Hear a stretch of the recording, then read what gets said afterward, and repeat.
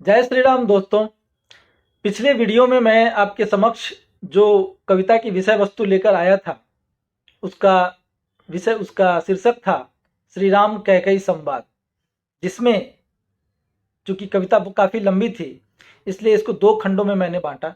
पहले खंड में कैकेयी की व्यथा जो कैकेयी स्वयं अपने मुंह से कहती है भगवान श्री राम से, और यह है दूसरा खंड जिसमें भगवान श्री राम कैकेयी के प्रश्नों का, उनके संदेहों का समाधान करते हैं।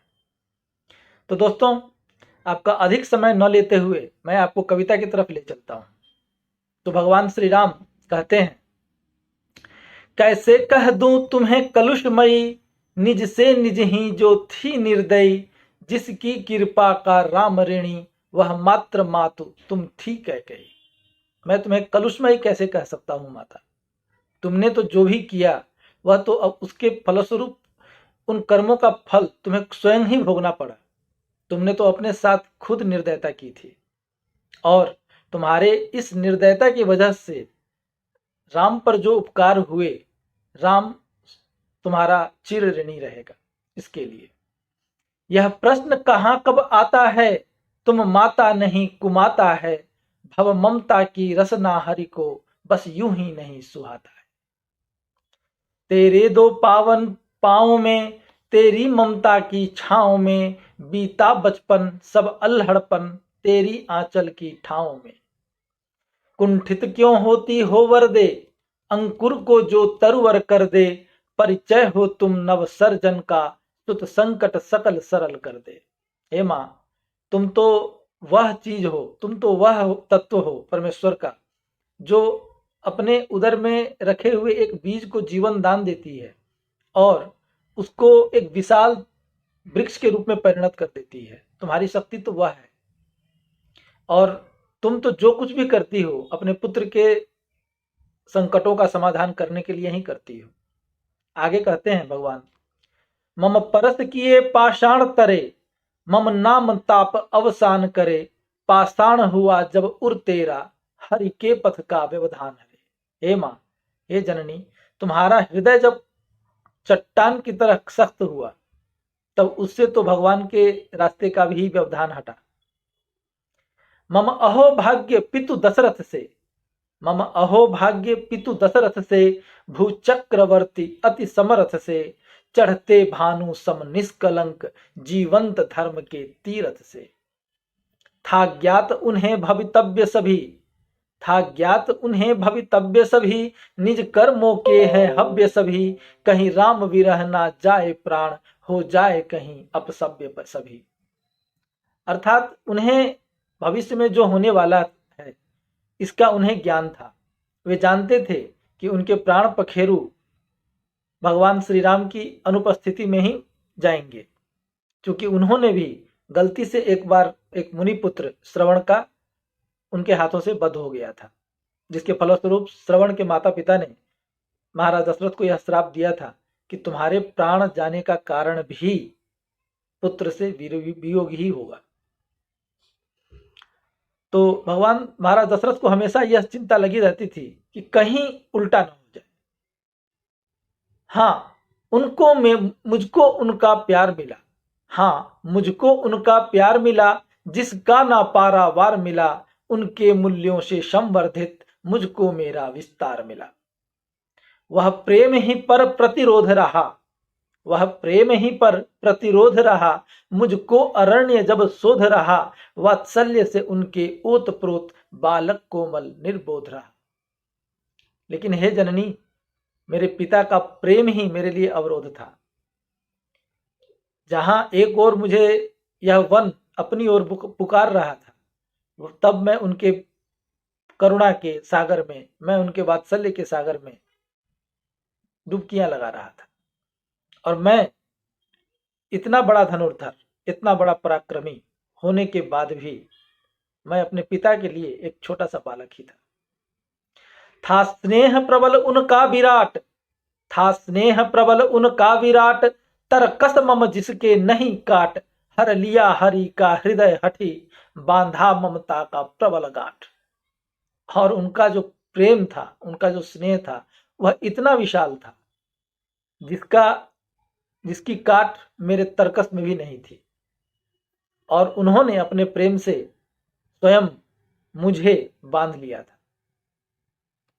सबके अपने अपने हैं काम, सबके अपने अपने हैं काम, सबके अपने अपने हैं राम, पर राम के वो तो अपने थे, होते कैसे निष्काम राम। सबके अपने अपने राम होते हैं, और राम को की भक्ति सब अपने अपने मनोवांछित फलों को पाने के लिए ही करते हैं, परंतु महाराज दशरथ इस राम के अपने थे, तो मैं उनके प्रति मेरे मन में वैराग्य कैसे आ सकता है। लेकिन फिर भी उनके प्रेम के, उनके अंक से निकलकर, उनके गोद से निकलकर मुझे वनवास में तो जाना ही था। मुझे तो जो करना था वो तो करना ही था, चाहे जो भी हो जाए। तो भगवान कहते हैं आगे, सागर को भी तरना ही था, सागर को भी तरना ही था, यह सेतु बंध करना ही था, सहना ही था पितु विरह व्यथा, मर्यादा कर भरना ही था।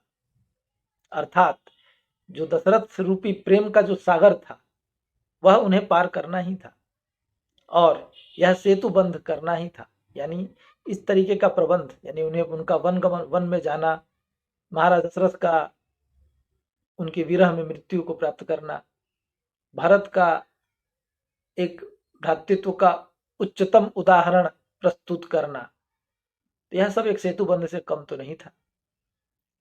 और हाँ, ये सारी चीजें बस इसलिए की गई क्योंकि मुझे मर्यादाओं को निभाना था। रावण तो एक बहाना था, रावण तो एक बहाना था, वनवास तो एक ठिकाना था, तप में रत थे जो चातक से, सब अपनों को अपनाना था। अर्थात चातक वह पक्षी है जो मात्र बरसात के पहले जल को ग्रहण करती है, इसके अतिरिक्त वह जल के किसी भी स्रोत को मुंह नहीं लगाती। इसी तरीके से वन में, अरण्य में या दंडकारण्य में अनेक ऋषि मुनि सिद्ध थे जो युगों युगों से तपस्या रत होकर भगवान श्री राम की प्रतीक्षा कर रहे थे। उनका मानना था कि राम आएंगे, और जब राम आएंगे तभी उनके कष्टों का अंत होगा, तभी यह धरती, इस धरती का भार उतरेगा। तो इसीलिए कहा है कि रावण तो एक बहाना था, वनवास तो एक ठिकाना था, तप में रत थे जो चातक से, सब अपनों को अपनाना था। वन के उन रैन बसेरों से, वन के उन रैन बसेरों से, मुनियों सिद्धों के डेरों से, परिचय पाना था खलबल का, सबरी के जूठे बेरों से।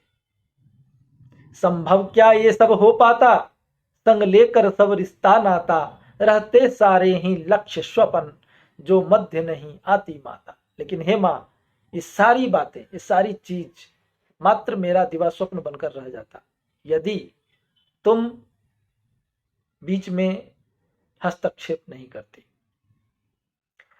वन का देकर वरदान मुझे, यश दिया दिया सम्मान मुझे, संगति सुग्रीव सा दिया मुझे, हाँ मिले मेरे हनुमान मुझे। हे माँ, तुम्हारी ही कृपा वरदान था, यह तुम्हारे ही वरदानों का पुण्य था जिसकी वजह से मुझे हनुमान जैसे मित्र मिले, सखा मिले, सहोदर मिले, अपने मिले।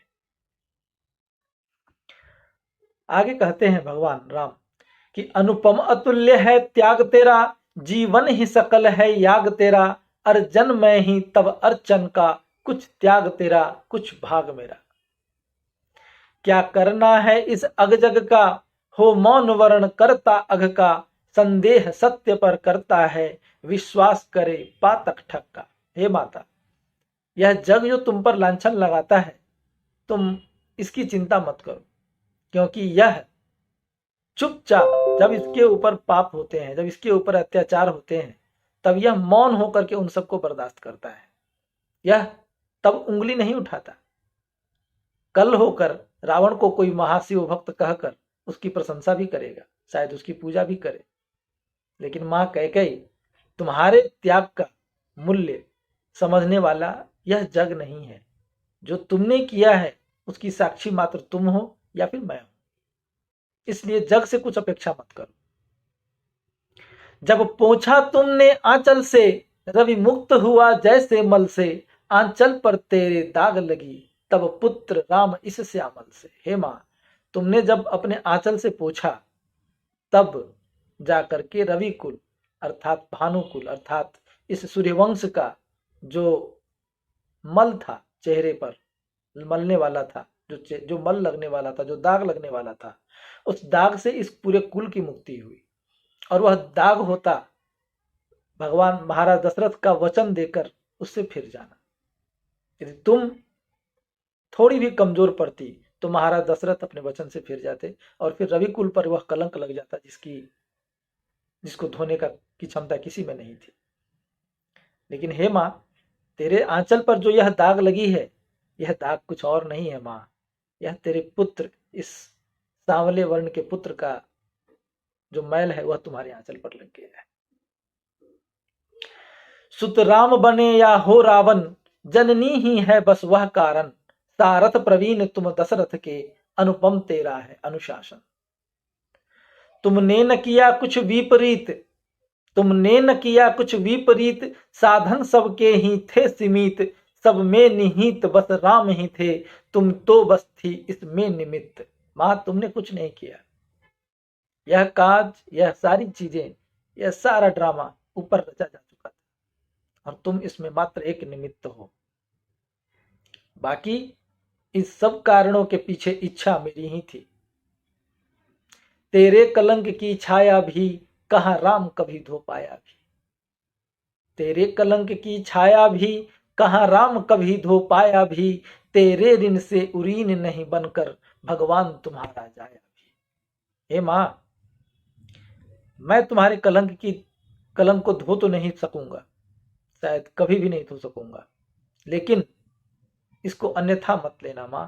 इसको यह मानकर चलना कि भगवान स्वयं तुम्हारे कोख से जन्म लेने के बाद भी तुम्हारे ऋण से उऋण नहीं हो पाए, मतलब तुम्हारे ऋण को सधा नहीं पाए, तुम्हारे ऋण को चुका नहीं पाए, भले ही वे भगवान थे। इतना कहकर भगवान श्री राम चुप हो जाते हैं। माता कैकेयी को अपने प्रश्नों का उत्तर मिलता है। दोस्तों, क्या आपको यह कविता पसंद आई? यदि आपको पसंद आई हो तो कृपया अपने विचारों से अवगत करवाएं, क्योंकि आपके विचार जो भी हैं वही मेरा अर्जन है, वही मेरी कमाई है।